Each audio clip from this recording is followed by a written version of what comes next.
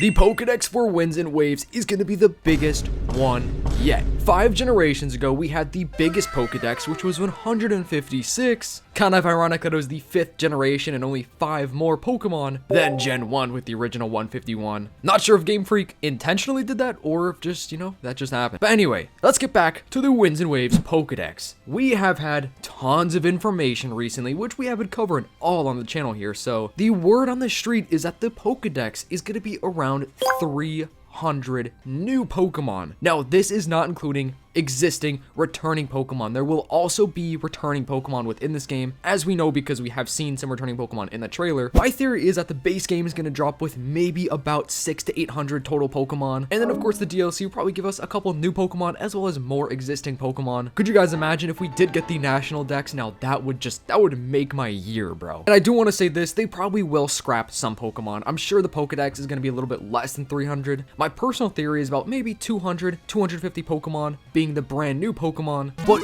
why exactly is this Pokedex gonna be so big? Let's break it all down today. And stick around to the very end to hear about the giveaway that my bro Jason and I are running up. We are also ending that very, very shortly here within the next couple of weeks. So without further ado, subscribe to the channel, which our goal of 45k subs. Let's hop right into it. Firstly, let's talk about the time they have had. This is the longest gap between new generations. It'll be 5 years after the release of Scarlet and Violet. That is awesome. I'm so down for that because it shows that they hopefully have put in more time, put in more effort to create this Pokemon game to be one of the best is what we all are hoping for. Also giving the artists more time to create new Pokemon, regional variants, new evolutions, pre-evolutions, animations for all these Pokemon, the new battle evolution gimmick, which we do have some leaks about, and the rumor on the street is that it's gonna kind of be the same-ish scenario with Mega Evolution where a certain group of new Pokemon will actually be able to alter their form. Think even how Mega Evolution is not like an actual new evolution that's a permanent one, but a temporary evolution where only a select group of Pokemon can take advantage of that, and maybe all the other Pokemon can still kind of use this new gimmick in some way but won't actually change forms, if that makes any sense. So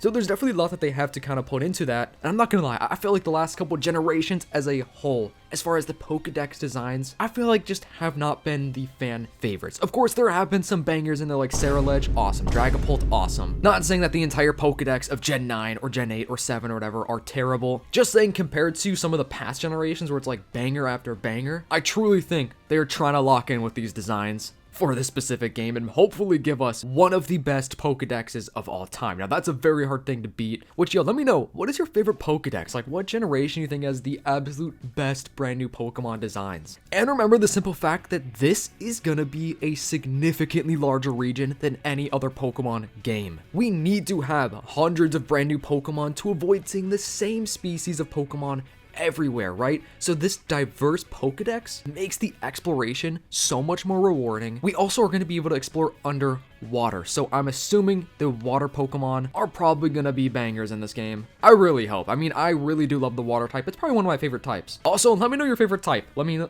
your favorite Pokemon type of all time. Generation 10 is also a big milestone. The first double-digit Pokemon game ever in Pokemon history. So if there's ever a generation that needs to break records and make a statement, then it's gotta be Generation 10. Think of like Generation 11, for example. Like, I don't think that the stakes are as high for that game, and I don't think that that game necessarily even needs to have a huge Pokedex. I still think that every single generation needs to stand out and needs to make a statement of some type, but specifically with Generation 10, it has got to just say something, you know what I mean? And I don't mean this in the sense of like just giving us a new Pokemon just to give us a new Pokemon. Like, I don't want to take anything, and I don't think that's what Game Freak are doing. I'm sure there will be Pokemon within this Pokedex that are, definitely ugly, terrible, or like our least favorite of all time. Okay, that's a little bit dramatic, but I mean, every single Pokedex has hits and misses, right? It's also the 30th anniversary era. So this game was supposed to drop this year, literally during the 30th anniversary, but of course that didn't happen. But it is such a Nintendo thing to celebrate anniversaries a year later, such as, 40th anniversary for Mario. They're still celebrating that in some ways this year. Zelda's 40th anniversary is this year, and some of the stuff isn't coming out till next year for the anniversary. This generation launching with the biggest Pokedex ever just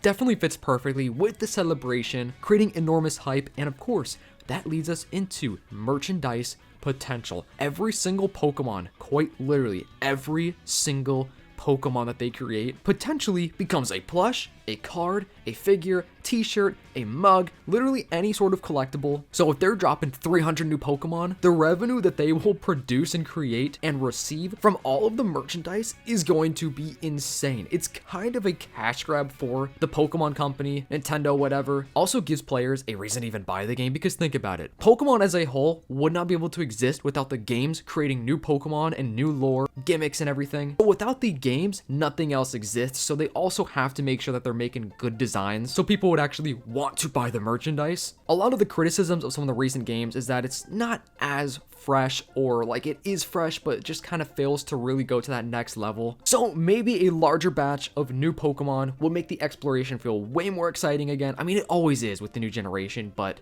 specifically with a massive new Pokedex of potentially 300 new Pokemon is literally going to be so exciting. We are constantly going to be discovering something brand new in this game. And that's what it seems like from all the leaks and the rumors, is that this game is going to really focus on exploration to make it the biggest leap in the series. Hopefully. I know that the graphics don't look drastically different from Scarlet and Violet. They definitely are better though. And I'm assuming Generation 11 is probably going to be a reset of the graphics. It also makes me think of Palworld. Palworld right now is hyped up like crazy. Let me know if you've been playing Palworld, but my point that I'm trying to make is it's giving Pokemon real competition, which is actually a great thing, guys. Competition is what we need for pretty much everything, because without competition, Pokemon may start going downhill. So because of Palworld's success and creating their own formulas, it's going to make Game Freak and Pokemon want to be better. Really get the ball in their path. I don't know how Palworld and Pokemon can be. It's a pretty good one, so let me know your thoughts and opinions about that. I would definitely love to see what you guys have to say. I'm hoping that the Pokédex will not.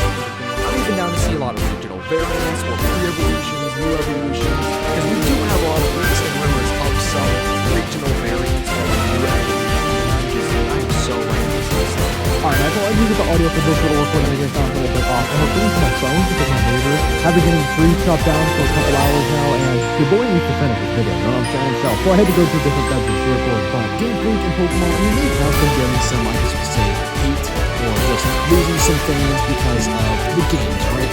That's exactly the point I wanted to bring up with Palworld again, is that Palworld, you know, it definitely is inspired by Pokemon. I mean, that goes without being said, right? But they definitely are adding their own little twist to it, which I think is going to push Game Freak to try to do different things. And we know that Generation 10, as it is already, is ambitious. They have scrapped a lot of things. They definitely added a lot of things. I'm sure there's going to be a handful of different, you know, new activities or features that were not in the Terra League that will be in the final game. And I'm sure on the other hand, there's stuff from the Terra League that is going to be scrapped from the game as a whole. So I think regardless though, Generation 10 should be a step up. I think it's going to be a step in the right direction. And I also hope that Gen 11 can even build upon that, because usually with games, especially with, you know, games like Pokemon, they will build upon it from generation to generation to try to change what didn't work. Dude, there is one thing though that is concerning, is that the game may potentially not run at 60 FPS. That is a big rumor right now, and I think, dude, if this game does not run at 60 FPS, it's a big L. So let me know what you guys think about that 60 FPS thing though. I'm just hoping that Game Freak are taking this huge 5-year gap as a great opportunity to use that time wisely to make this game as good as they possibly can make it.